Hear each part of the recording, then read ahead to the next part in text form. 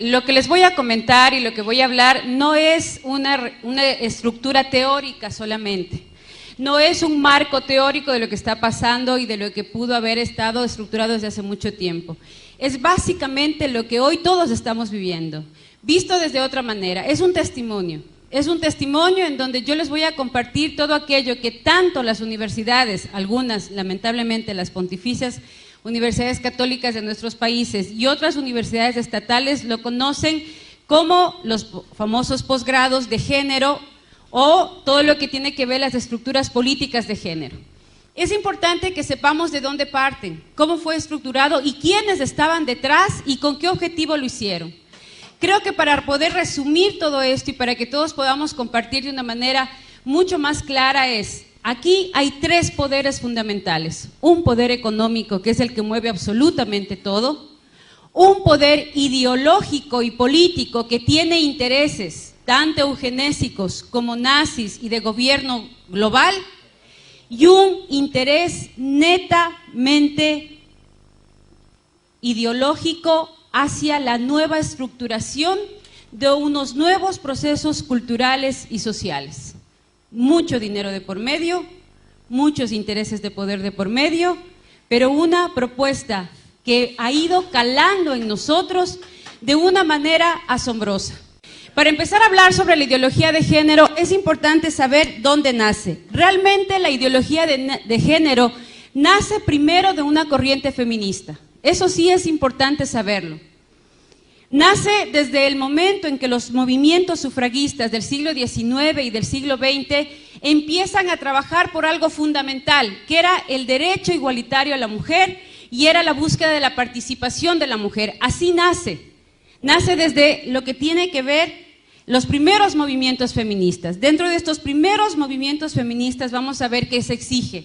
Se exige la participación pública de la mujer, se exige el derecho al voto de la mujer, pero ahí es donde empieza a marcarse una búsqueda de un lineamiento político y de un lineamiento filosófico. Y así estos grupos feministas se empiezan a enmarcar con mucha fuerza dentro de lo que tiene que ver el feminismo liberal. Este feminismo es angloamericano y tiene raíces protestantes. Hace énfasis en el individuo e ignora la importancia de la familia-comunidad, es decir, la mujer y la mujer. El resto quedaba excluido, simplemente se buscaba introducir a la mujer dentro de todo el contexto político y social de la época. Fue muy fuerte la lucha y la campaña con respecto al tema del voto. Luego viene un feminismo socialista. Como este feminismo hablaba exclusivamente de la participación, del derecho al voto, de la participación social y ciudadana de la mujer, es decir, pasar de objeto a sujeto social, se vincula dentro de todo este proceso el socialismo. ¿Y cómo entra? Entra directamente desde el ámbito francés y alemán. Busca sobre todo reivindicar a la mujer desde lo social y utiliza a Engels, a Marx, socialistas muy conocidos de la época, y así pasamos de la famosa lucha de clases entre ricos y pobres, empresarios y obreros, a la lucha entre el hombre y la mujer. Ahí es donde rompemos la relación familiar, la relación de pareja y empezamos a construir un enemigo al cual tenemos que vencer. Es decir, la mujer y el hombre enfrentados, como que a partir de eso íbamos a solucionar nuestros problemas. Es así que dentro de toda esta propuesta se habla de que las mujeres son la primera propiedad privada y la opresión de las mujeres por parte de los hombres es la primera opresión de la clase. Le dan un énfasis a un gobierno amplio que solucionará los problemas de las mujeres. Tenían planteamientos explícitos de liberación sexual, es decir, yo soy tan igual al hombre que yo no tengo por qué tener hijos. Si él no tiene hijos, yo tampoco, y si para eso tengo que usar anticonceptivos, llegar al aborto y empezar a tener una vida promiscua como a lo mejor algunos hombres la tienen, pues yo tengo el mismo derecho. También para ellas la familia y el matrimonio son instituciones que las oprimen, que son opresoras frente a la mujer, y por eso entre sus objetivos principales estaba la abolición de la maternidad y la paternidad. Y para esto era imprescindible la anticoncepción y la despenalización del aborto. Ambos tienen en común el rechazo de la discriminación y ya aparecen los planteamientos malthusianos. Es importante ver cómo esta ideología que parte del siglo XIX y parte del siglo XX, donde toma mucha mayor fuerza, ya se ha convertido ideológicamente en parte de lo que nosotros somos.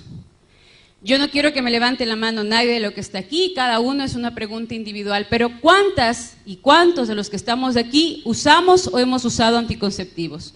¿Cuántas tenemos, por ejemplo, la ligadura encima o estamos con DIU, que por cierto es de los más abortivos, pastillas, parches, geles, preservativos? Es decir, ya a nosotros en este momento, de los que estamos ya de 40 para arriba, ya muchos de nosotros somos hijos de esa ideología, en donde los hijos hay que tenerles cuidado, en donde si ya tienes más de 4 hijos, la primero que te dicen es, ¿no tienes televisión? Pero si eres moderna. Solo las ignorantes, o sea, además es sinónimo de pobreza, de ignorancia, así como quien dice, pero ¿cómo se te ocurre tú, estudiada, preparada, tener más de 4 o 5 hijos? O sea, ¿qué te pasa? Es decir, vemos a la maternidad como algo que hay que temer. Ser mamá es lo más terrible que nos puede pasar. Ser mamá es lo más vergonzante y humillante. A muchas de las mujeres cuando van por su 5º, 6º, ya no se diga 8º, 9º hijo, compartir con tu familia, no estoy diciendo en el trabajo que ya es otro panorama o a nivel social es otro panorama, muchas veces compartir con tu mamá o con tus hermanas que vas a esperar otro hijo es sinónimo de terror. ¿Y ahora qué me van a decir? Y ahora mi mamá va a saber que me va a matar, y eso que estás casada, que tienes quien te mantenga, que tienes quien te comparta la vida, si tú eres una mujer independiente y trabajadora, tú mismo satisfaces tus necesidades, pero sin embargo ya vemos a la maternidad y al matrimonio como algo vergonzoso y temido. Y del matrimonio ni hablemos, porque del matrimonio somos nosotros mismos los que hablamos mal, nosotros mismos los que nos burlamos del matrimonio. Vemos una pareja que está saliendo en su auto, al menos en mi país sucede, que ves una pareja de novios saliendo en el auto y muchos es pobrecitos, no saben a lo que se meten. O alguien te dice, me voy a casar, oh, mi sentido pésame, algo así como te vas a morir, ¿no? Y me acuerdo, mi mamá se muere de las iras cuando mi papá hace una broma y peor cuando yo la cuento, pero la cuento porque demuestra mucho lo que realmente pasa alrededor del matrimonio. Cuando le preguntan a mi papá, ¿y cuántos años están ustedes de casados? Él normalmente dice ya 45 años. Imagínate, si hubiera matado a alguien, ya estaría libre. Esto es pena perpetua. Entonces, claro, cuando ya empiezas a oír esas cosas y tienes 15, 16 años, dices, no, el matrimonio, paso, ¿no? Porque si tan malo es el matrimonio y tan malo es ser mamá, pues vénganse todos los anticonceptivos y todo lo que tenga que evitar el matrimonio. Y hoy postergamos el matrimonio 35, 40 años, preferimos tener una pared de títulos, una cuenta corriente bien gorda, casa, terreno, tarjeta de crédito, auto, a tener familia, a tener hijos. Y yo tengo muchas compañeras feministas de izquierda que tienen su pared forrada de posgrados, masterados, PhDs, tienen unos sueldos de 25, 30 mil dólares mensuales, porque eso es lo que aproximadamente paga una dirección de un proyecto de la ONU o de la OEA, y llegas a la casa y no tienes ni un perro quien te ladra. Envejeces sola. Y yo pienso que la soledad es de las peores cosas que nos pueden suceder. Yo, bueno, somos 3 hermanos, somos 3 con los que al menos si estoy enferma, ahora por ejemplo mi marido tuvo que salir de viaje también, estamos trabajando en una consultoría afuera, entonces tienes un papá al que le puedes llamar, oye papi, ayúdame con los chicos, mi hermano el menor todavía no está casado, oye gordo, anda a dormir con mis guaguas porque no va a haber nadie en la casa. ¿Se imaginan si fuéramos hijos únicos? ¿Qué es lo que ya pasa en Europa? Se muere el papá, se muere la mamá, él se queda solo, un primo vive a miles de kilómetros del otro, estás enfermo, no tienes a nadie quien pedir que siquiera te pase un vaso de agua. La familia es en donde más tenemos que invertir y uno de los objetivos políticos y económicos es justamente eso. Europa creció económicamente en el tiempo en que la empresa era familiar y se construía la empresa desde lo familiar. Pero a nosotros nos dijeron que era más importante tener títulos antes que construir en la empresa familiar. Y a partir de eso, las economías europeas están totalmente destrozadas y están en manos ahora de Asia. Y en América Latina, muchas de las empresas familiares también están desapareciendo porque nuestros hijos, o nosotros como hijos, ya no queríamos ser parte de la empresa familiar. Le tenemos miedo a la familia como factor de crecimiento económico y factor de crecimiento social. Y eso es un cambio ideológico que parte desde estos movimientos. Hay un segundo movimiento que es el que ya cobró fuerza en los años 60 y es el que nos ha impulsado ahora a lo que estamos, que está marcada por la obra del Segundo Sexo de Simone de Beauvoir y por la ilusión femenina de Betty Friedan. Este movimiento tiene ideas marxistas, pero junto con el liberalismo sexual. Aquí es donde se impulsa muchísimo lo que era la anticoncepción. Estos factores produjeron la revolución intelectual, fueron el inconformismo de los jóvenes, se sentían oprimidos, se sentían que no tenían mucho espacio de participación. El movimiento pacifista hippie, sexo, droga y alcohol, que promovía el amor libre, las relaciones sin compromiso, informadas pero puras, que es otro fenómeno. Mijita, prueba, ¿no? A ver cómo te va. Si te va bien, te casas, y si no, no. Yo cuando trabajo con jóvenes siempre les pongo un ejemplo, y es, miren, yo no sé cómo son las leyes en Argentina, pero en mi país, y creo que nos parecemos en muchos países, y hasta hoy por aprensión lo hacemos, cuando yo voy a comprar un auto, supongamos que Manuel me va a vender el super Porsche negro deportivo con el que nos fue a ver al aeropuerto, me pide $15,000 y acordamos que se los voy a pagar. Pero yo antes de pagar esos $15,000 voy a ver que no tenga problemas a nivel judicial, a nivel legal, que tenga todos los permisos, que funcione, que tenga absolutamente mecánicamente todo bien, me aseguro de todo eso y ahí luego de asegurarme de todo eso firmo el contrato y ahí le doy los $15,000 a Manuel por su Porsche. Cuando yo entrego el cuerpito latino, yo les paso a muchos jóvenes gratis, sin un papelito, sin el nombre siquiera. Me interesa más las cosas, los objetos, que yo como persona. Si me choco el auto, Dios mediante, con esfuerzo y todo, capaz que lo recupero. Pero si me da SIDA, o si me contagio de virus de papiloma humano, o de clamidia y luego me quedo infértil para toda la vida, y el cuerpito latino lo entregamos gratis. ¿Ustedes se imaginan que yo le pida a este joven simpático su computadora y le dijera, oye, te quiero comprar el computador, pero necesito que por favor me lo dejes usar 1 año. Después de ese año, si me gusta, te lo compro. ¿Me vendes? Pero a mi hija sí le digo, prueba, mijita, prueba a ver cómo te va. Si te va bien, te casas, y si no, regresas. Pero la computadora sí no la suelto, ¿no?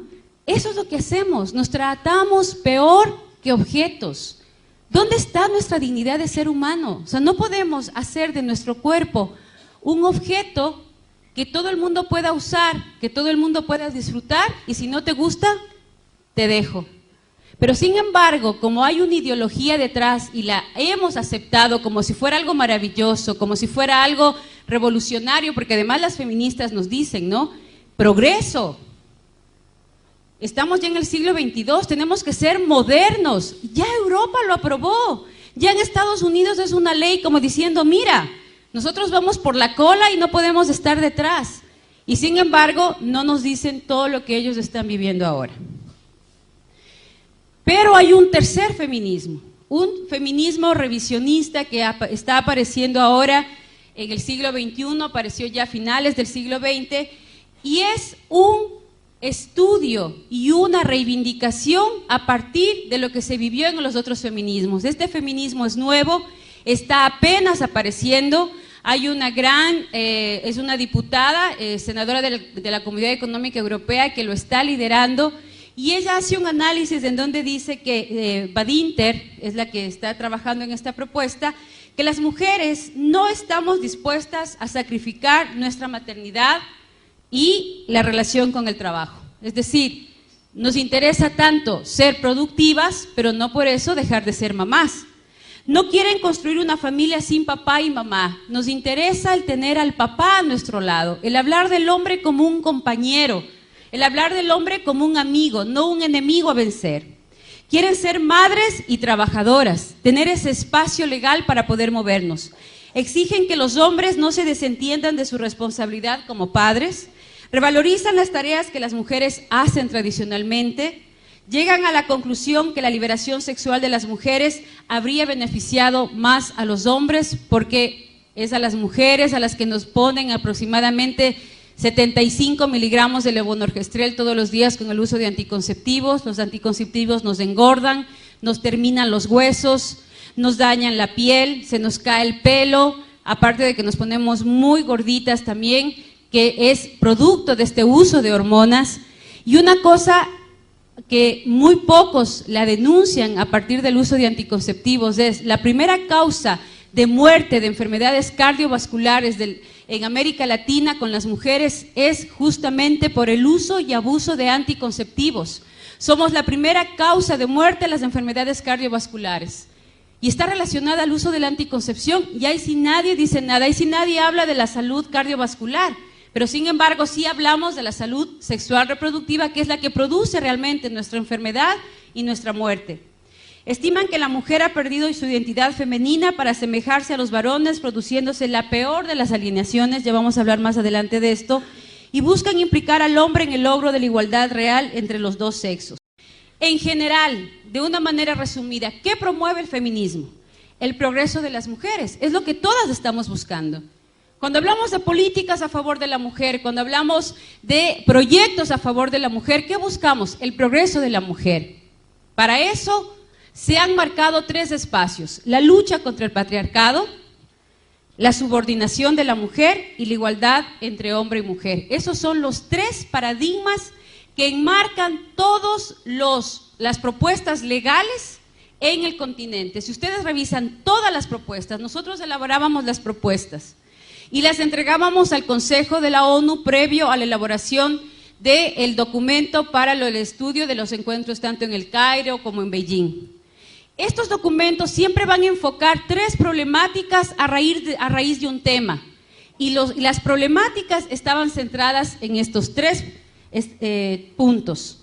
Y para esto, ¿qué es lo que hacemos las feministas? Organizamos a los grupos, organizamos movimientos sociales, capacitamos a los grupos sociales y establecemos luchas políticas que tengan que ir directamente hacia el ámbito educativo, universidades, colegios, maestros, sindicatos, hacia el ámbito de salud, dinero para los centros de salud, dinero para médicos y formación de médicos en mi propuesta, y también todo un proyecto cultural, artístico, en donde yo pueda vender mi propuesta al común de la gente.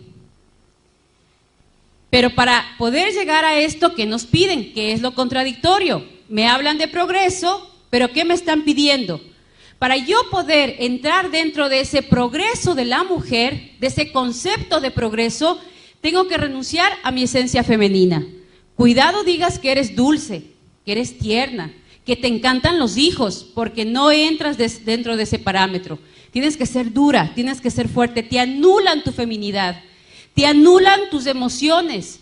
Tú no puedes llorar, y para eso te ejercitan, para eso te forman, para eso te ponen en campos de formación en donde te hablan de tus mayores debilidades.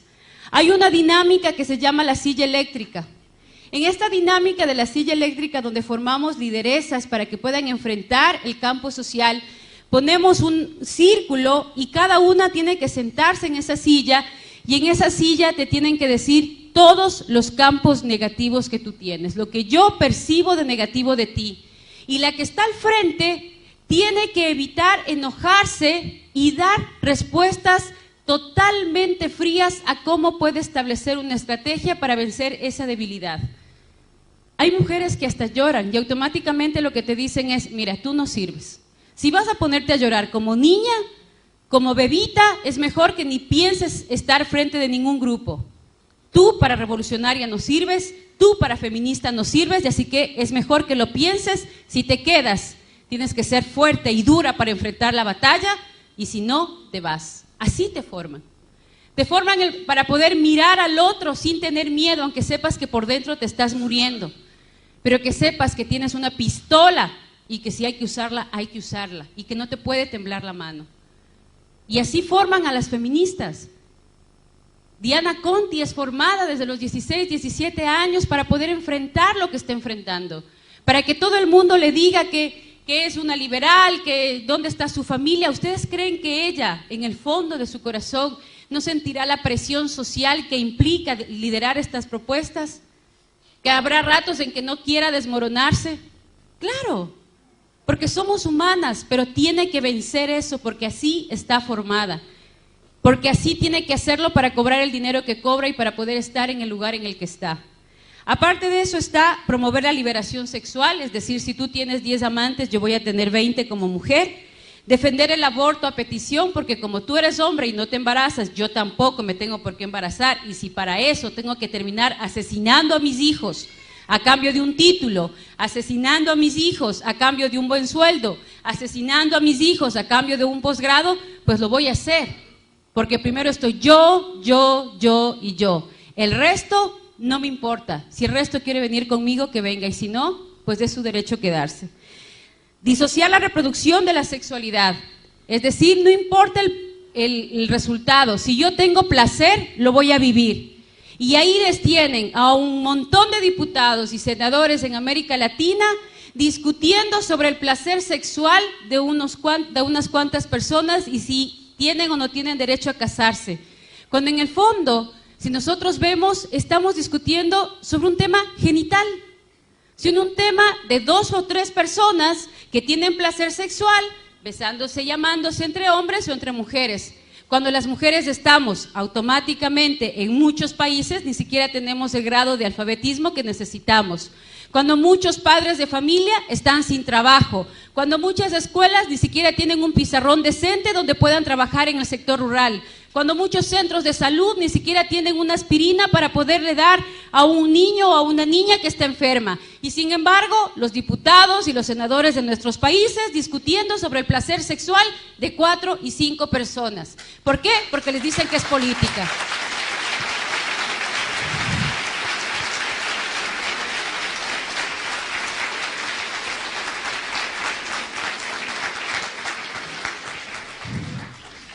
Además, es importante empezar a trabajar dentro de combatir la igualdad salarial, que ese es un punto. Siempre van a encontrar en las propuestas feministas puntos positivos que nos enganchan, pero que tienen con el paquete completo. Es como cuando yo te vendo un proyecto, en el caso de los gobernadores, que nosotros les financiábamos proyectos de los gobiernos locales. Le dábamos dinero para el alcantarillado, pero como eje transversal le poníamos género y salud sexual. Entonces el alcalde feliz empezaba a construir su puente y no se daba cuenta que dentro del convenio yo tenía la obligación de ir con mi equipo a capacitar a los maestros de las escuelas en el uso y abuso de anticonceptivos. Pero estaba el puente construido. Promover la promiscuidad sexual y el lesbianismo, porque es parte de las políticas de control natal. Ya van a ver que lo dice las Naciones Unidas clarito. La homosexualidad es parte del control natal para América Latina, un documento oficial de la ONU. Ingresar forzadamente al mercado laboral, es decir, y aquí hay muchas que lo hemos vivido, cuando vas a un sitio y te dicen, ¿en qué trabaja? Y como nos han lavado tanto el cerebro que ser mamá, estar en la casa es lo más denigrante, agachas la cabeza y dices, solo soy ama de casa. Solo soy ama de casa. O sea, por favor. ¿Quién no ha estado en la casa y quién no ha estado con los hijos no sabe de lo que está hablando? Aquí habemos algunas que somos mamás y sabemos que desde medicina, psicología, economía y todo lo que se puedan imaginar, uno lo tiene que saber. ¿Cómo? Pides ayuda al Espíritu Santo, porque te viene la de 20 años con la crisis de que se peleó con el novio y no sabe qué hacer. Viene el de 14 años que resulta que el profesor de matemáticas le mandó un ejercicio de X sobre Y al cuadrado y que tiene que resultar pi y dices, Virgen Santa, ¿y qué será eso? Y viene la de tercer curso y te dice, mami, lo que pasa es que me mandaron a hacer un ensayo de lenguaje sobre el Quijote de la Mancha. Y tienes que pasar desde la psicología a la filosofía y las letras en un santiamén, porque además todos te quedan viendo así como diciendo, Mamá, la respuesta. Vamos de uno en uno y despacito, porque de lo contrario termino haciendo el deber de álgebra en lenguaje.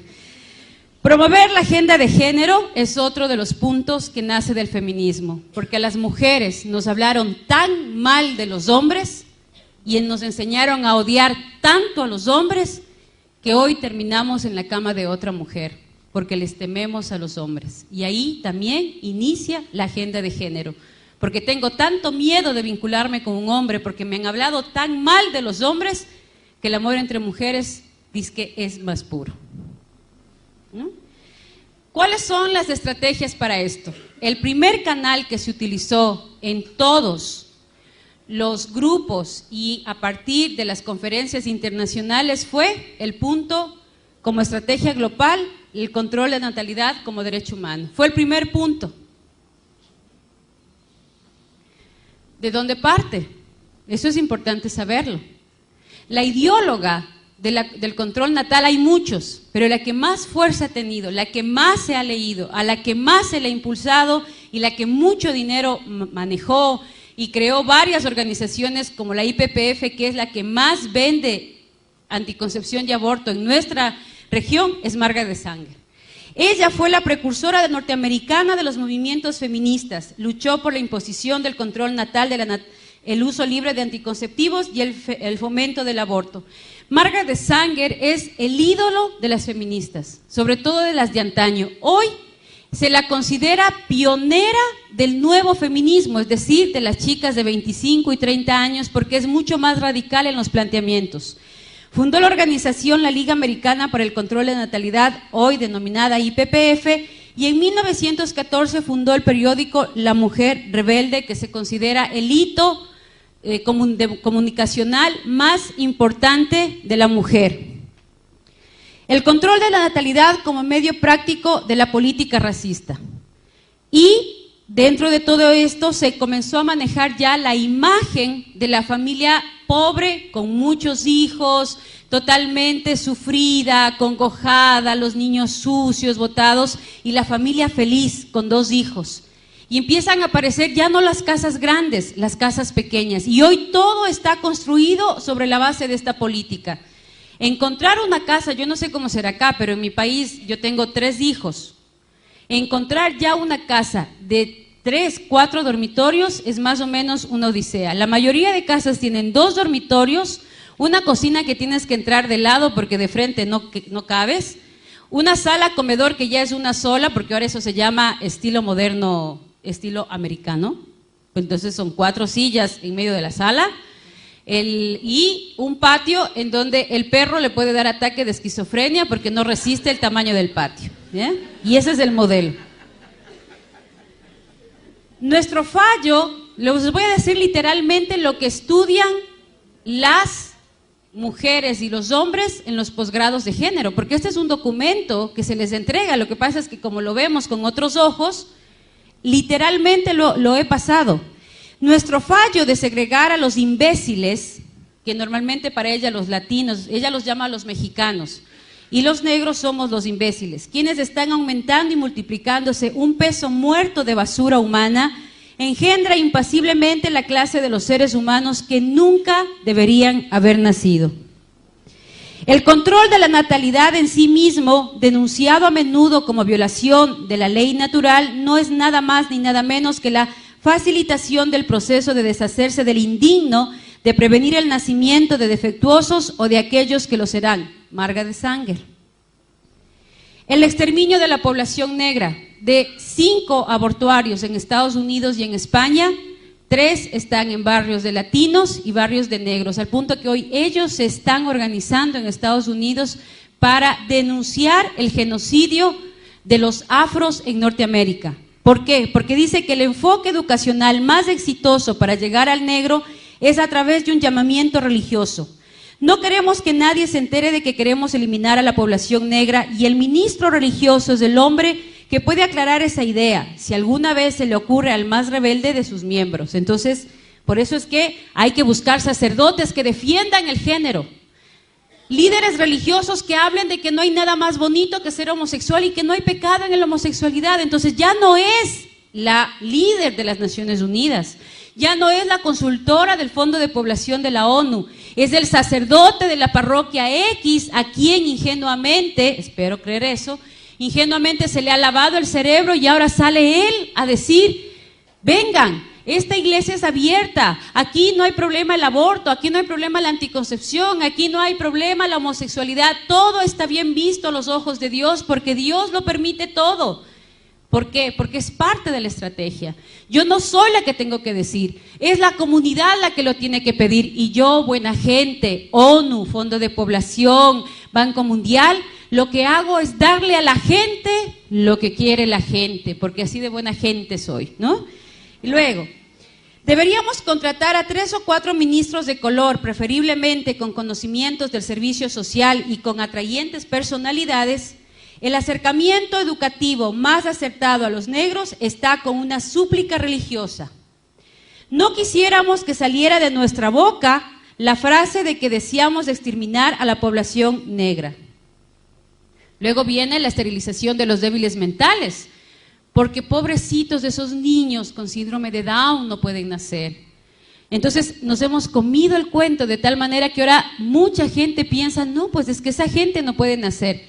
Pues ella ya lo había pensado y nos lo vendió de la siguiente manera. El débil mental innegable debería, de hecho, no solamente ser reducido, sino además prevenido de propagar su clase. Debería llevarnos también a la mejora racial, el esterilizar incluso a esos débiles mentales que no entran necesariamente dentro de un grupo hereditario. En la colonia de Lynchburg, para epilépticos y débiles mentales del estado de Virginia, se establecieron desde 1927 hasta 1972 unos 8,000 niños al amparo de una ley eugenésica, totalmente esterilizados. ¿Les suena eso de que a los niños Down hay que esterilizarlos, a los niños con problemas mentales hay que esterilizarlos?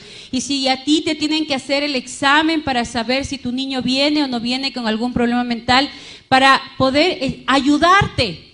La pregunta es, ¿ayudarme a qué? Disculpe. ¿Para qué necesita hacerme a mí un examen si mi hijo viene o no viene mal? ¿Cuál va a ser la ayuda? ¿No? Esta es la filosofía que hay detrás de eso. La selección elitista de las clases acomodadas. Nuestra tarea está no solamente en prevenir la multiplicación de la mala estirpe, está también para preservar la estirpe bien dotada. Por el interés del progreso social o incluso por la permanencia de la civilización, las clases intelectuales deben tener más niños. Nuestro problema más acuciante es aumentar el índice de natalidad del superior y disminuir del inferior. Y muchos de nosotros nos hemos comido el cuento. Ahí están las pobres, llenas de hijos, no tienen que dar de comer a sus hijos y siguen pariendo como conejos. Deberían evitar que las pobres sigan teniendo hijos. Tanto pobre en la calle, tanto pobre en los mercados. Entonces hay que eliminar a los pobres. Entonces se necesita tener tarjeta de crédito, cuenta corriente, casa, auto y profesión para poder tener hijos. Igual a China. En China, si tú tienes dinero y puedes mantener, pagas el impuesto por cada hijo que tienes. Y si no, tienes la obligación de abortar, porque el gobierno te obliga a abortar porque los pobres no pueden tener hijos. Y vamos a tener que pedir autorización para el número de hijos que tenemos que tener. ¿Por qué? Porque hay una clase que tiene que prevalecer y otra que tiene que desaparecer. La destrucción de la familia y el matrimonio. La acción más misericordiosa que puede hacer una familia numerosa por uno de sus miembros más pequeños es matarle.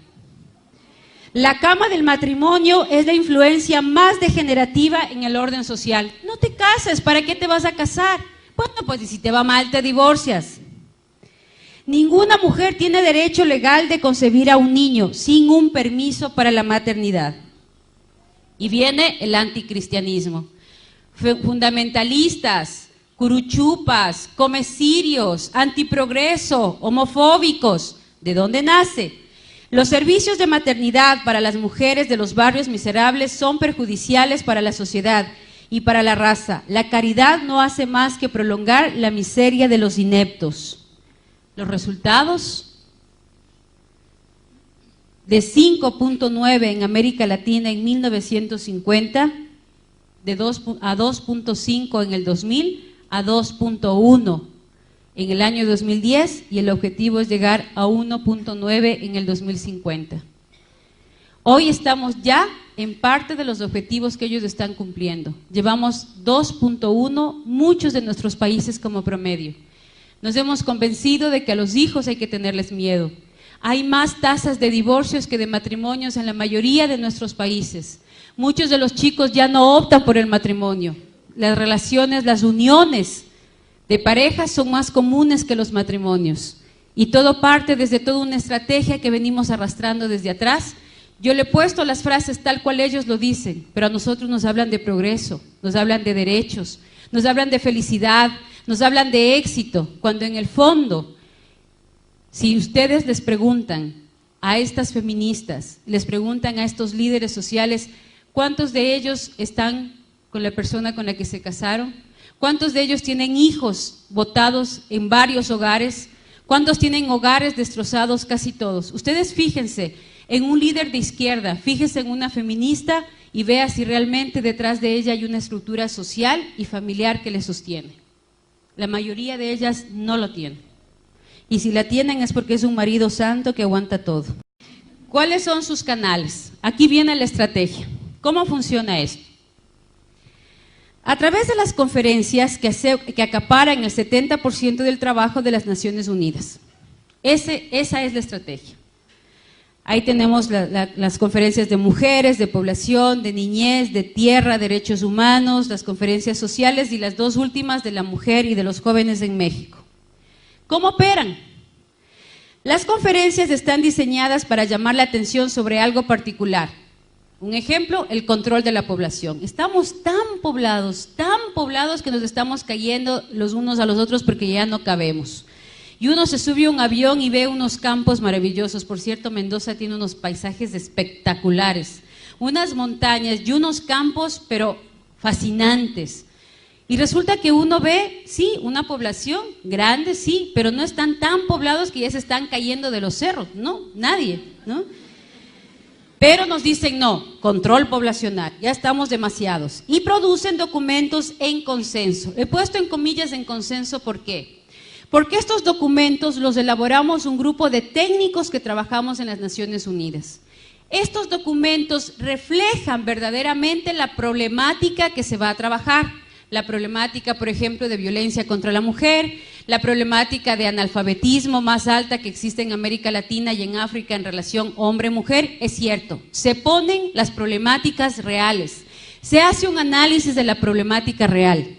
Y estos son los que tienen que definir las pautas para las acciones nacionales e internacionales.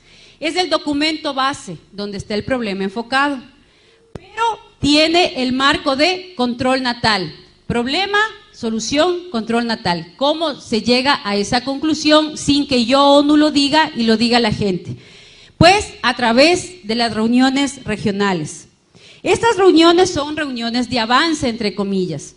Son personal de la ONU quien redacta un borrador que se presenta a los delegados de los países en las precomisiones que se llevan a cabo en Nueva York. Este paquete que tiene que ver con el análisis de la problemática baja a cada uno de los países. En esos países se lo traduce a la realidad nacional, a la realidad de Argentina. En función de esa realidad, la ONU, a través de sus técnicos, llama a diferentes ONGs que estén trabajando en relación a ese tema. Y ahí viene el punto, la presión. ¿Cómo logro la presión? A través de las organizaciones no gubernamentales que yo mismo como ONU autorizo para llegar a la cumbre. ¿Por qué? Porque las reuniones paralelas a la conferencia se focalizan en el trabajo de lobby. Yo llevo un grupo de jóvenes, de esos chicos guapos y simpáticos que están en la esquina, les cuento todo el drama, pobrecitas las mujeres excluidas, sacrificadas, llenas de problemas, no tenemos participación, entonces tenemos que sacar adelante la participación. Ellos empiezan a dar una serie de ideas, una serie de propuestas, una serie de actividades, de estrategias, resultados, porque además tú le entregas las fichas que tienen que llenar. Ellos no llenan las fichas por sí mismos. Yo les entrego unas fichas con unos lineamientos y unas preguntas que ellos tienen que responder. Y el momento en que yo veo que, por ejemplo, una de estas simpáticas chicas dice, pero ¿por qué la ley del aborto? O sea, no tiene nada que ver el control natal contra el aborto. Yo automáticamente lo que le digo es, mira, después hablamos, te lo tengo que explicar. Lo que pasa es que ella no tiene muy claro el asunto, pero luego yo hablo con ella, pero ustedes sigan trabajando. Entonces, la anulo directamente. Cuando sale el documento no lo redactan ellos. Yo contrato una relatora, las famosas relatoras de mesa, que son las que ya están capacitadas por mí, las que ya recibieron absolutamente toda la información que yo necesitaba, recoge 4 o 5 planteamientos de ellos y lo traduce al lenguaje que la ONU quiere plantear como política internacional. Así funciona. Entonces, ahí viene el lobby. En el lobby, a los delegados, senadores, diputados, delegados del área ejecutiva de cada uno de los gobiernos, yo le digo, usted como diputada que ha venido a la ONU, quiero darle a conocer el documento que trabajamos en su país hace exactamente 3 meses y lo trabajaron más de 100,000 jóvenes argentinos y estas son las conclusiones. Si usted no aprueba esas conclusiones, estará traicionando el sentir de las mujeres y de los jóvenes argentinos. Entonces, por favor, vote. Este es el pedido de los jóvenes en el país. Y el trabajo del lobby es convencerle al delegado de país de que su país es el que está pidiendo porque yo, ONU, he hecho todo el trabajo de las ONGs. Luego aparecen las voceras de los grupos de base y de las organizaciones internacionales con intereses económicos. Aparecen los proyectos,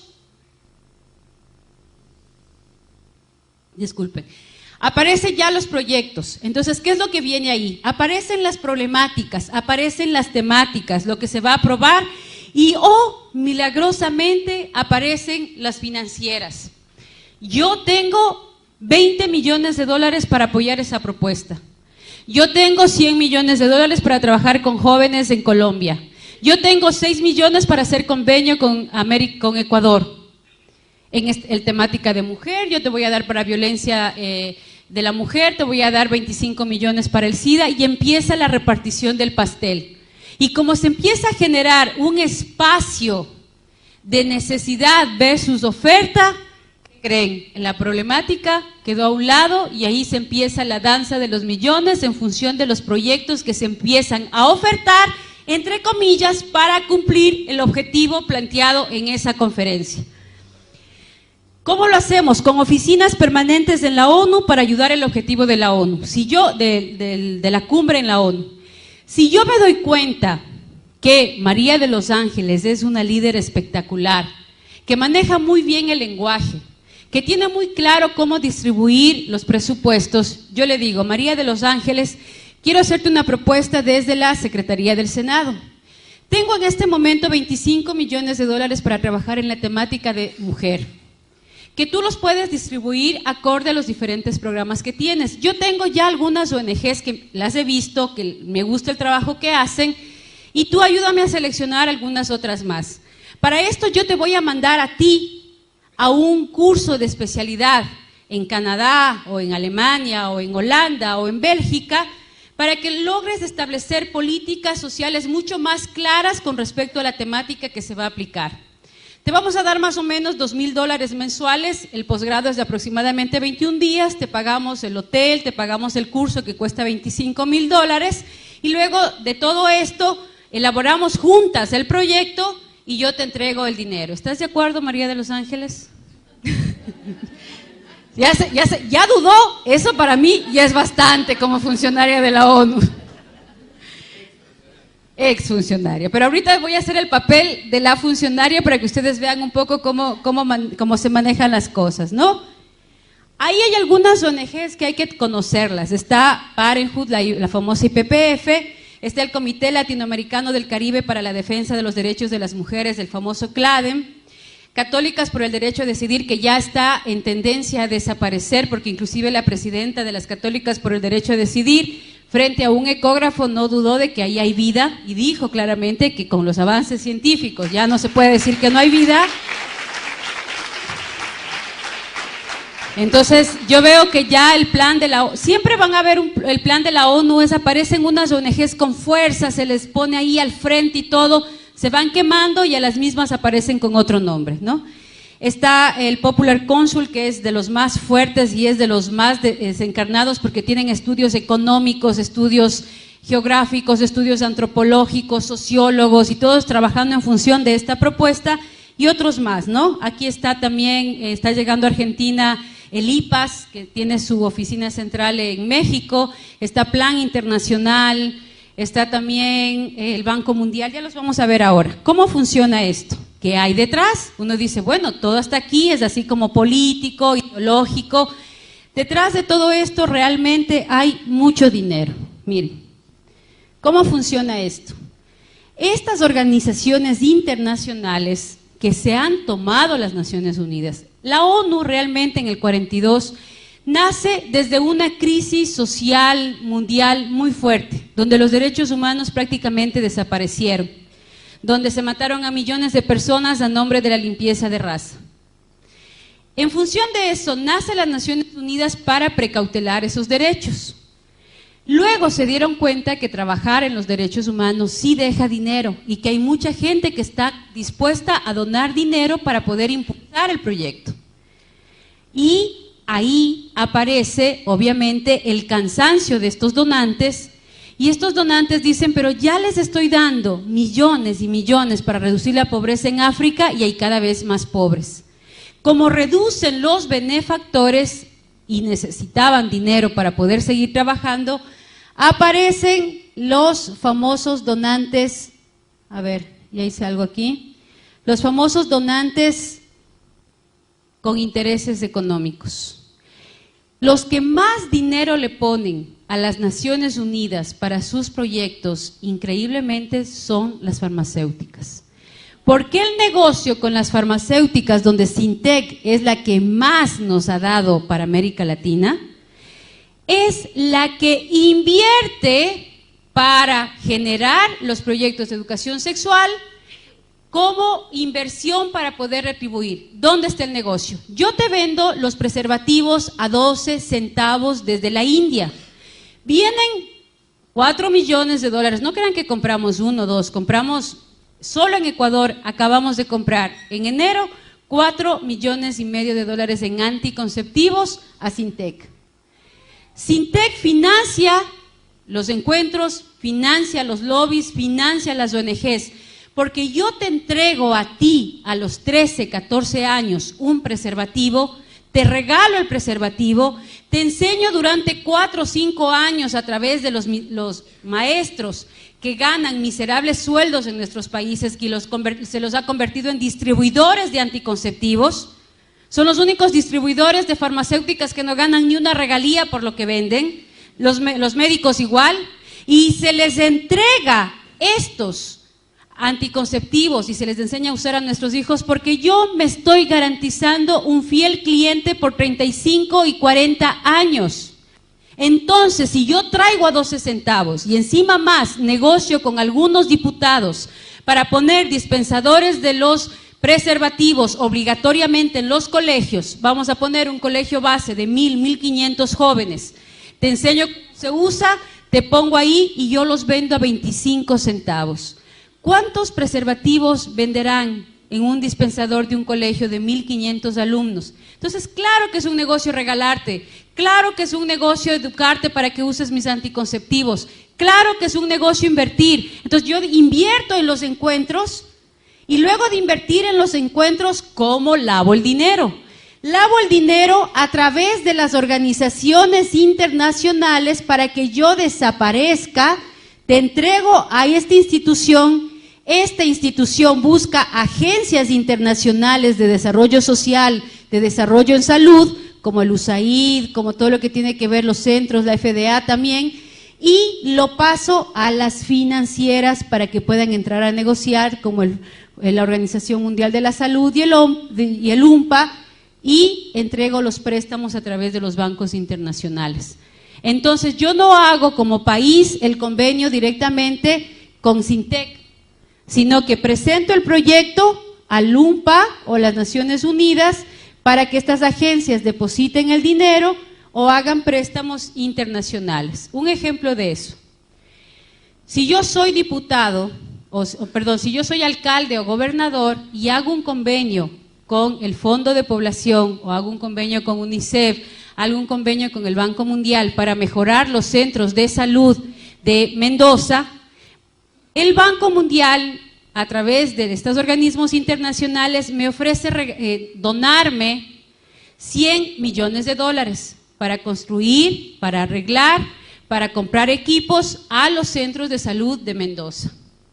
Dentro del convenio está el eje transversal de salud sexual reproductiva, que incluye la consejería gratuita a adolescentes para que los adolescentes sin permiso de sus padres usen anticonceptivos, para que se trabaje en género, es decir, capacitar a los maestros y a los médicos en atención a personas homosexuales, y todo lo que tiene que ver con la entrega de anticonceptivos y esterilización a las mujeres y a los chicos y a los hombres en Mendoza.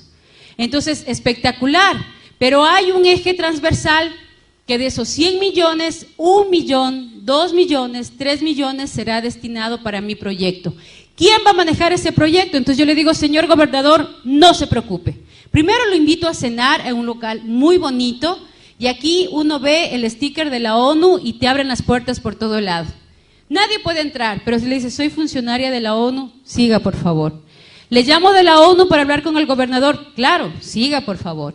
Los llevo a cenar, porque para eso tú ganas un sueldo, pero te entregan una tarjeta de crédito de aproximadamente $20,000 para que tú como funcionaria puedas invitar a diputados, puedas invitar a gobernadores, a gobiernos locales, a cenas, a teatros, a lugares, a posgrados, a viajes, y así poderle inmiscuir en la propuesta.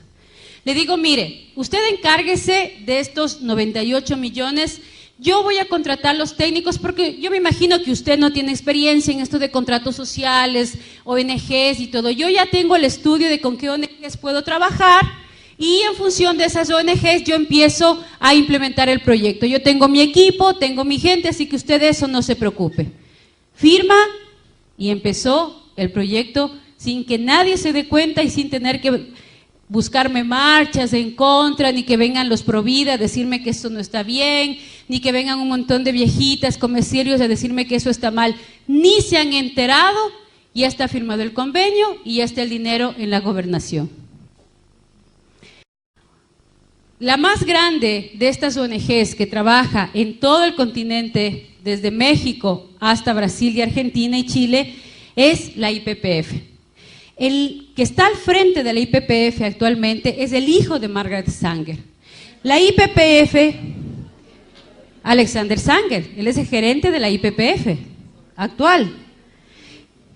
Y la IPPF en su página web, ellos, la verdad es que nosotros no leemos, pero ellos lo tienen bien clarito y lo ponen ahí directamente. La IPPF trabaja para mejorar el acceso a la anticoncepción de emergencia para ayudar a prevenir embarazos no planificados y abortos inseguros. ¿Qué quiere decir? Que trabaja por el aborto seguro, que vende abortivos, que vende aborto químico, que esteriliza y entrega anticonceptivos a los jóvenes sin mayor información. Y aquí ustedes no ven absolutamente en ninguna parte de la página, en ninguna parte, lo que tiene que ver con el peligro de las enfermedades de transmisión sexual de nuestros hijos. Yo lo único que hago es vender un negocio. Entonces, imagínense qué negocio. Te entrego anticonceptivos. Como sé que no existe sexo seguro, tienes dos opciones: o te embarazas o te enfermas. Si te embarazas, te vendo el aborto. Y si te enfermas, te vendo, por ejemplo, la famosa vacuna en contra del virus de papiloma humano, que le dicen muy noblemente en contra del cáncer de útero, que no hay tal cáncer de útero si no hay virus de papiloma humano, que es una enfermedad que se transmite vía piel a piel por el simple sudor de la piel. Entonces yo también te vendo las vacunas. ¿Cuánto cuestan? $475. ¿Cuántas dosis? 3 dosis. ¿Cuánto cuestan los retrovirales para el SIDA? En Brasil se los produce a $170, $180 y nos lo venden en nuestro continente entre $800 y $1,000. Un negocio redondo. Y para completar el negocio, yo también te vendo las máquinas a través del IPA para todos los procedimientos abortivos, y no conforme con eso, hoy me he inventado un tubo para extraer el bebé de 8 a 10 semanas, venderlo completo. Entren a las páginas web y pongan compro y vendo bebés abortados, y mientras más completo está, más caro te pagan las mismas farmacéuticas para dos cosas: investigación con bebés muertos o elaboración de geles, de cremas y de shampoos con el colágeno de nuestros propios hijos. Ese es el negocio macabro que hay detrás. Entonces, vamos a ver qué de las conferencias y cuánto dinero ya está implementado. En la conferencia del Cairo del 94 ya se habló del aborto como un derecho y muchos países lo aceptaron. Incluyeron los derechos sexuales y reproductivos, y desde 1998 todas las constituciones, todas, sin excepción alguna, todas las constituciones del continente incluyeron dentro del marco constitucional en el área de derechos humanos el concepto de salud sexual reproductiva, sin considerar lo que eso implicaba. Los fondos para planificación familiar en todo el mundo fueron de 17.000 millones de dólares que ya se entregaron y ya se gastaron. Educación sexual y sexo seguro desde los 14 años, que ya empezamos ahí a elaborar los primeros textos educativos para ser entregados a nuestros hijos. Representantes de Honduras como Lorena Casco y también Cecilia Royals fueron las que más guerra nos dieron en esa época. Ellas fueron las que impidieron, y gracias a ellas muchas de estas políticas en América Latina no se introdujeron, porque alertaron a varios de los gobernantes que estaban ahí y a varios de los delegados. Se habló también de que los niños que nazcan deben aparecer como niños deseados, y se empezó aquí a introducir dentro de todos los textos de salud, dentro de todos los libros de ginecobstetricia, el concepto de niños deseados como política desde la resolución de El Cairo. Se trató de cambiar el concepto de familia a familia en todas sus formas, y Europa lo acogió. América, desde Norteamérica, Canadá hasta el Cono Sur, no la adoptaron en el 94. Luego en Beijing, ya los logros que se tuvieron y que ya estamos viviendo el resultado de eso se trata negativamente al matrimonio, a la familia y a la maternidad, y se empieza a hablar de la importancia de vivir las relaciones sexuales como un derecho sin llegar ni al matrimonio, y no importa el sexo, no importa el estado civil, no importa si eres hombre, si eres mujer, no importa absolutamente nada.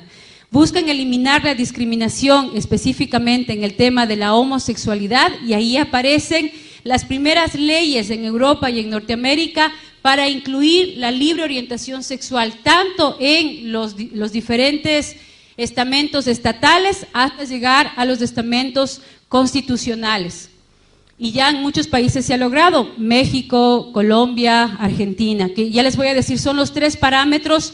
Este es un dominó. Este dominó que tiene la ONU tiene 3 puntas a nivel latinoamericano y del Cono Sur. México, por ser, entre comillas, país católico, está la Santísima Virgen María y su influencia tiene mucha fuerza por la guadalupana. Está Colombia, porque se considera siempre un país mucho más conservador, mucho más apegado también a la religión, y está Argentina por su influencia política y porque siempre o marca la moda, o marca los hitos musicales, marca los hitos artísticos. Entonces también está Argentina. Caen las 3 puntas y el dominó va cayendo automáticamente uno tras de otro. Esa es la estrategia que se tiene. Busca eliminar los obstáculos para la igualdad de género, y empiezan a aparecer grupos artísticos financiados por la misma ONU, artistas y varios líderes sociales y políticos, homosexuales como personas lindas, como hitos, como ejemplos, y empezamos a aparecer en la televisión, empiezan a aparecer homosexuales, empiezan a aparecer varias personas. De hecho, Walter Mercado es uno de los beneficiados de los proyectos de la ONU con dinero para expandir su imagen dentro del continente, porque su imagen daba mucha fuerza a la relación del buen agente, lindo, simpático y que ayuda a los demás. Propone eliminar la tradición y la religión que discrimina contra los jóvenes, y aquí se empieza a hablar por primera vez de una religión universal.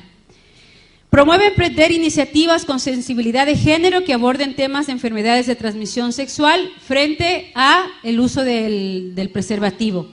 Propone promover el derecho a tener control de su sexualidad y decidir libremente el asunto relativo a la sexualidad, incluyendo la salud sexual y reproductiva, es decir, que los adolescentes vivan libremente su sexualidad sin el control paterno. Y se empiezan a organizar desde el año 95 las famosas coordinadoras juveniles de salud sexual reproductiva, los famosos grupos juveniles de feministas, los famosos grupos estudiantiles universitarios a favor del derecho a la mujer. Luego viene la CEDAW, que desde el 79 se empezó a trabajar, pero que ya a partir del 2000 se firmaron los convenios, y ahí empieza como instrumento jurídico fundamental para asegurar igualdad de los derechos de las mujeres.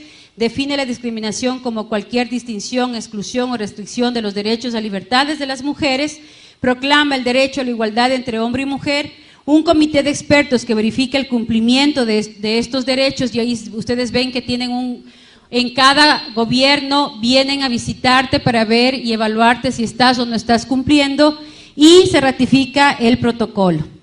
¿Quién estuvo detrás de todo esto y financió directamente estos dos eventos y la legalización en las diferentes constituciones? Frederick Osborne y la IPPF. Frederick Osborne, que fue el que dio el dinero en un 80% para África y América Latina, no es nada más ni nada menos que el presidente de la Sociedad de Eugenesia.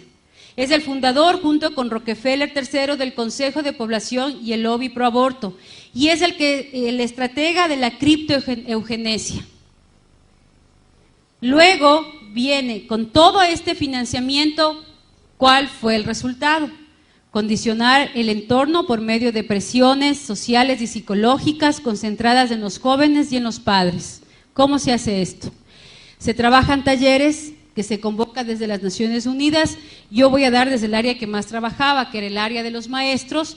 Entonces yo convoco a unos 200, 300 maestros para establecer la nueva política educativa en materia de salud sexual reproductiva. Se trabaja todo a base de dinámicas, de ejercicios grupales, de terapias grupales, más o menos todo lo que tiene que ver con trabajo desde lo personal para debilitarte hacia la toma de decisiones en función de la decisión grupal. Cojo los maestros, vengo y traigo a la súper experta, PhD, doctora, 80 libros, habla no sé cuántos lenguajes, bien especializada de Alemania, y la presento tal cual para poder darle exposición a los maestros. La primera dinámica que propone esta súper experta es traer a dos lesbianas frente al público y se les pide simplemente observan y van a percibir sus sensaciones y emociones. Esa es la pregunta y ese es el punto de partida de la dinámica. Entran las lesbianas, se quedan mirando, se acarician, se besan y se van. La pregunta de la super experta es ¿cómo se sintieron? Y empiezan unos que sí, que me da igual, mira, cada uno tiene derecho, otro que dice no, me parece horroroso, o sea, no estoy de acuerdo, por favor, ¿cómo es posible que nos hagan esto? Yo venía a otro taller y todo. A todos los que protestaron les digo, por favor, levanten la mano quienes no están de acuerdo o no les pareció bien o se sintieron mal o se incomodaron con esta dinámica. Levantan la mano, gracias, bajen la mano por favor y les digo, ustedes deberían ir al psicólogo. Tienen un problema moral. Ustedes tienen todavía problemas de carácter interno que resolver porque están influenciados por cuestiones religiosas, de derecha, y todo lo que ustedes piensan va a evitar el desarrollo de nuestros países. En el evento van a haber muchas cosas de este tipo, por lo tanto decidan si se quedan o se van. Yo les puedo recomendar tomar un taller de gestáltica que les permita vivir su sexualidad, porque a lo mejor lo que tienen es una sexualidad reprimida, porque el 50% de varones ya ha tenido tendencias homosexuales y el 30% de mujeres también las vive todos los días. Eso lo dice el estudio hecho en X, Y, Z, y por lo tanto ustedes están dentro de ese marco. Agachan la mayoría de la cabeza, hay 2 que 3 valientes que se mantienen y pelean, pero el resto mutis. ¿Por qué? Porque lo dice la súper experta. Y así es como empiezan a trabajar todo el control natal, y eso ya lo hemos visto, ¿no? Luego viene la Fundación Rockefeller, que empieza a trabajar y empieza a financiar a través de estas organizaciones. ¿Y cuáles son los logros? Se ha establecido políticas de esterilización de enfermos degenerados, la mujer como pieza clave de la nueva humanidad, la iglesia principal enemiga del progreso humano y la revolución sexual. Hasta ahí el primer paso. ¿Están en todos nuestros países estos pasos? Sí. Viene el segundo paso. El segundo paso de la política global está la agenda de género, es decir, redefinir la igualdad. Si yo ya te logré convencer que vivas como prostituto o como prostituta, uses mis productos y aparte de eso te conviertas en asesino de tus propios hijos y tú sales a la calle diciendo que es un derecho matar a los hijos, que es un derecho prostituirte y usar tu sexualidad peor que un animalito, si ya te convencí de eso, ahora sí, ya te puedo convencer de lo que pensé que nunca te podía convencer. Y es de cambiar el concepto de igualdad social a igualdad biológica. Los hombres y mujeres se hacen, no nacen. Todos por todas. La violencia de género cambia por la violencia de mujer. Por eso hay grupos de feministas, la vieja guardia, que no aceptaron muchas de estas agrupaciones de esta propuesta, porque era la pelea que apareciera públicamente la imagen de la mujer, que aparezca socialmente la imagen de la mujer, que no quede excluida y de pronto vuelve a desaparecer porque ya no hay el concepto mujer, ahora hay el concepto género y nuevamente desaparece la palabra mujer y aparece la palabra de género, que es nada más ni nada menos que ya no solo puedo tener derecho a decidir si matar o no matar a mis hijos, sino que ya te convenzo de que puedes ser hombre a pesar de ser mujer. Y el ejemplo más grande que tenemos de esto es esta mujer que se puso hormonas, se viste como hombre, se pareció a hombre, pero su naturaleza le grita. ¿Y ahora? Y mejor voy para acá. Le grita que es mujer. O sea, por más que tenga toda la apariencia, es mujer. Tiene su útero, tiene sus ovarios, tiene sus óvulos, se quedó embarazada. Es tan mujer que eligió a un hombre como pareja. Lo que pasa es que está tan cucú que quiere parecerse al hombre y así se siente más feliz y así se realiza más. Es como ese hombre que necesita que le encadenen y le den a palos y le den a látigos para decir, ¡ay, qué placer! A ella le encanta vestirse de hombre, pero es mujer, su naturaleza le grita que es mujer. Entonces, si yo soy capaz de convertirte en asesina y asesino de tus propios hijos, ahora te voy a decir que no importa el cuerpo en que nazcas, lo importante es el placer que sientas con ese cuerpo. Y si para eso tienes que sentirte mujer siendo hombre o hombre siendo mujer, pues estás en tu derecho porque eso es género. Y entonces sexo es igual a género. Un ejemplo de esto que les puedo poner es, imagínense lo que sería mañana a una ballena que se sienta una paloma encerrada en el cuerpo de una ballena. Y mañana sale disparada volando por los mares del continente. O al perrito de la casa que de pronto se sienta un gato encerrado en el cuerpo de un perro. Ni los animales. Ni los animales han llegado al punto de preñadas romperse el vientre para matar a sus propios hijos. Ni los animales han llegado al punto de querer ser lo que no son. O sea, a un pez jamás se le ocurriría sentirse pájaro, porque además sabe que se muere en el intento. Y eso es lo que está pasando aquí. Nadie les está diciendo a estos chicos que están viviendo su orientación sexual los terribles daños biológicos que implica esa decisión. Y si no, preguntemos en Europa cuántos anos artificiales han tenido que poner en los homosexuales que viven libremente su homosexualidad.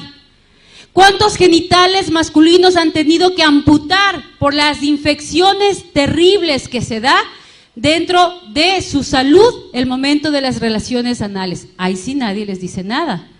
Que las enfermedades de transmisión sexual han transmutado desde lo genital a lo anal y a lo bucal por las prácticas sexuales que este tipo de ideología nos está enmarcando y nos está creando como parte de nuestra sociedad. Vamos a ir rápido que tengo 5 minutos. Es el fraude, cómo nació esta propuesta de Kinsey. Les pido que por favor estudien el documento de Kinsey. Un depravado sexual sobre el cual se basa la teoría de género es un médico psiquiatra que utilizó a niños huérfanos de 8, 9 y 10 meses para que sean violados por un grupo de personas que están encarceladas y que se les consideraba personas peligrosas, criminales peligrosos.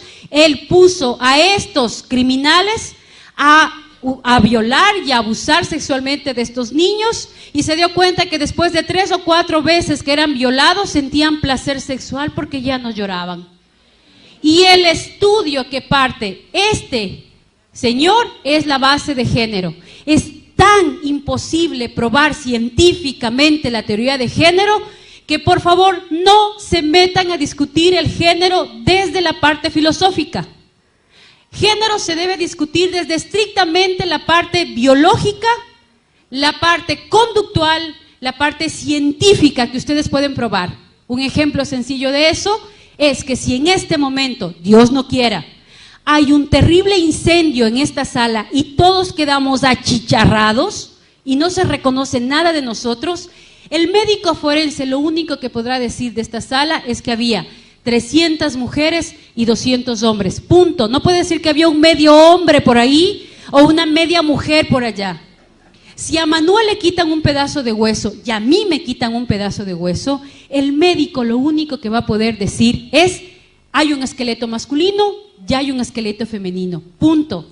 Somos tan diferentes los hombres y las mujeres que psicológicamente, hormonalmente, biológicamente funcionamos de manera totalmente diferente.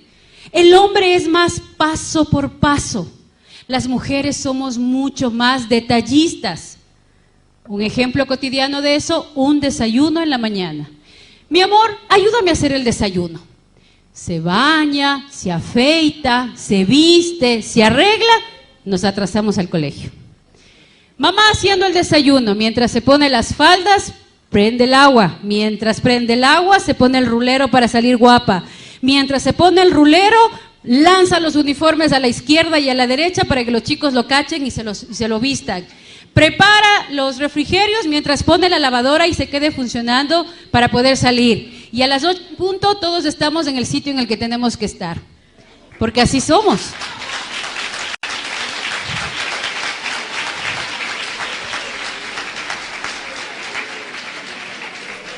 Y ahora imagínense, ¿no? ¿Ustedes se imaginan un papá dando a luz? ¿Verdad? Ahora imagínense ustedes sin los brazos de esos hombres, sin la practicidad de ellos.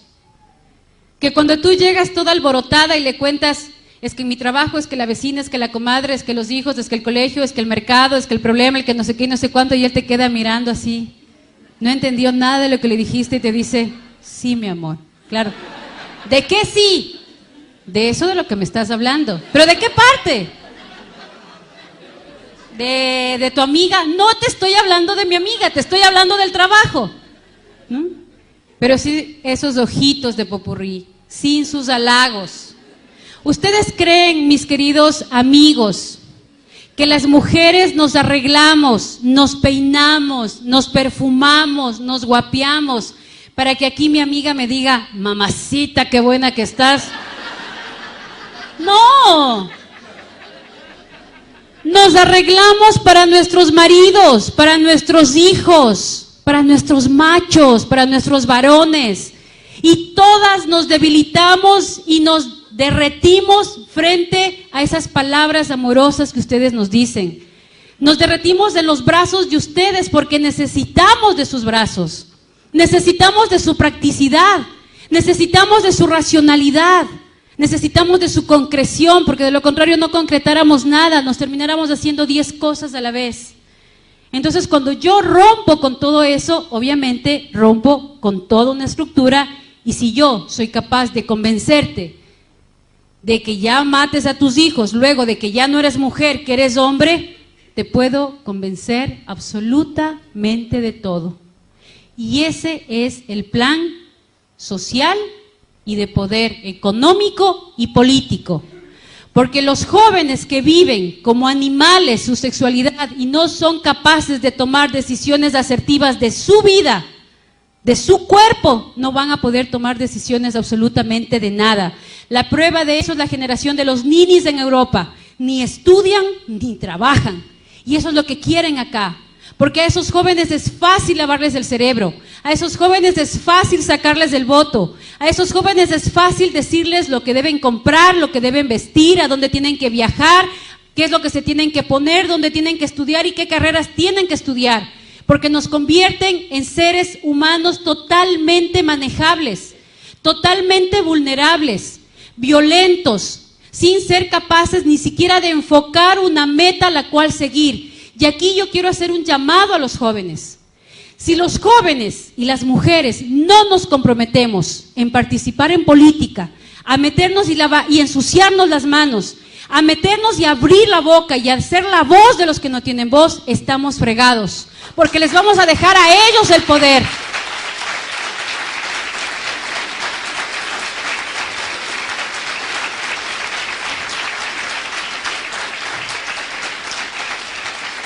Si ustedes no participan, de nada les sirve tener 100,000 personas en la calle y 80 en contra dentro del Congreso, dentro de los diputados. No nos sirve de nada. Están en época de elecciones. Si ustedes no se deciden en participar, si ustedes no deciden a enfrentar la parte política, Liliana y todas las diputadas que están alrededor de ella no van a poder hacer nada porque están solas. Necesitan gente adentro. Si ustedes jóvenes no son capaces de extorsionar a los políticos, de presionar a los políticos y decirles, yo soy su futuro votante por varios años. Si usted no me firma este papel donde se compromete a defender la vida y la familia, yo y todos los míos no le daremos el voto. O firma o considérese un cadáver político porque nadie va a votar por usted. Es así como tenemos que actuar.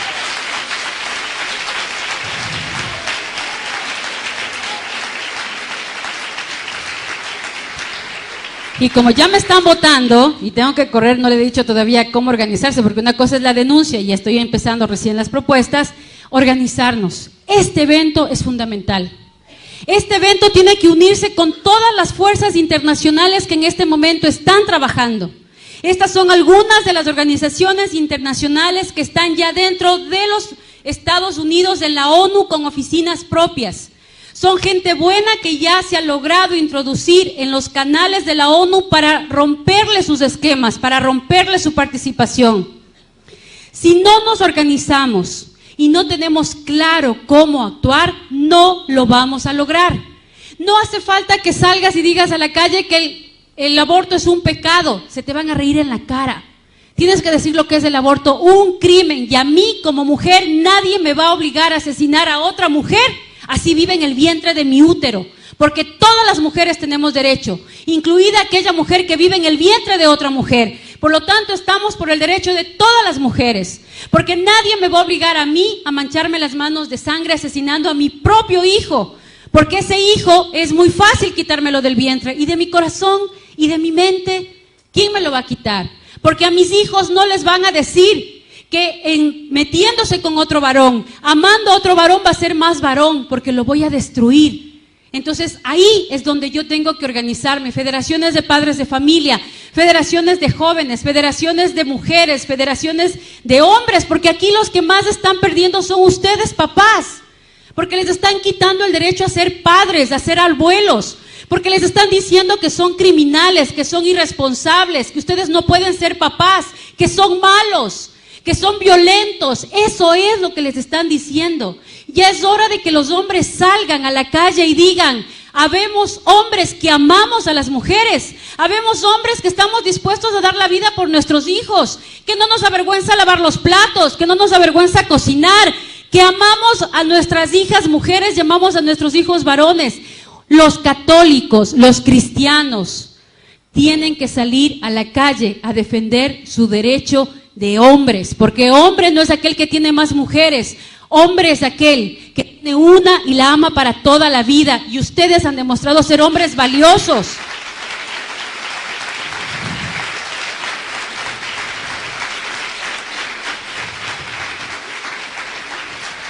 Finalmente vamos a hablar de nuestros hijos.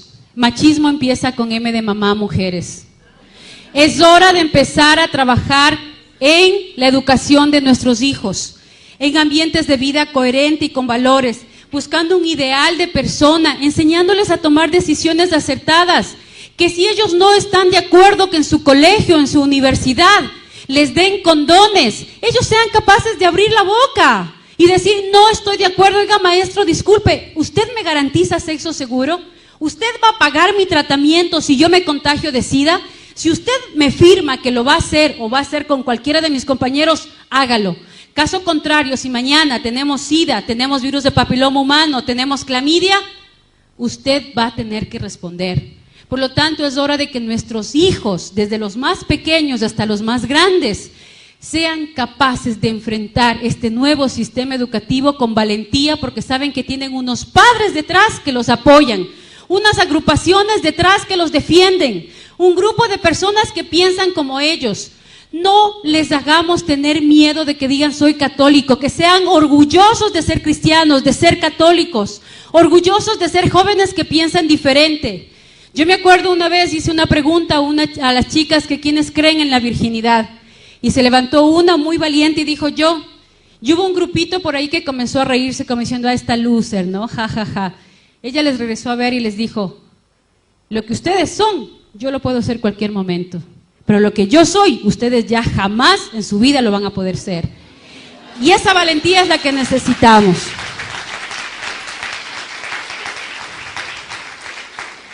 Bueno, ya están ahí, yo creo que con esto terminamos. El concebirnos como hombres y mujeres complementarios, establecer mercados, políticas económicas, hay que empezar a trabajar en función de leyes a favor de la familia, a favor de la maternidad, empezar a crear créditos educativos a favor de las familias grandes, a favor de las parejas, que los que se casen puedan tener reducción de impuestos, reducción en costos, de todo el tema de la construcción, el poder trabajar con las empresas para que en sus publicidades no sean empresas solamente socialmente responsables, sino que sean empresas con políticas familiares, comprometidos con la familia. Ustedes están ahora organizándose. México tiene una idea que le ha venido trabajando mucho tiempo y se las paso por si acaso, el Día de la Familia, en donde todas las empresas, los mercados, los supermercados, los negocios de comida, en ese día hacen programas especiales para las familias, dando énfasis en las familias grandes y en las familias pequeñas. Hacer compatible la maternidad y la paternidad, no tener miedo a comprometernos. Tener acciones positivas y trabajar a favor de la familia y de la vida es lo único que nos va a ayudar y nos va a fortalecer. Trabajar en favor de la familia y de la vida es lo único que va a lograr cambiar Argentina, cambiar Colombia y Ecuador. Si no estamos unidos, no estamos claros y no alzamos la voz, no tenemos derecho ni siquiera a criticar. Si ustedes no están comprometidos adentro, si ustedes no entran a la política, si ustedes no entran a jugárselas, ya perdieron el derecho a criticar. O nos jugamos y entregamos la vida, además porque tenemos el ejemplo más grande de todos. ¿Saben cómo se ama y se defiende lo que uno cree? Así. Como Cristo lo hizo por nosotros. Dar la vida hasta la última gota de sangre. Eso es lo que hay que hacer. Muchas gracias.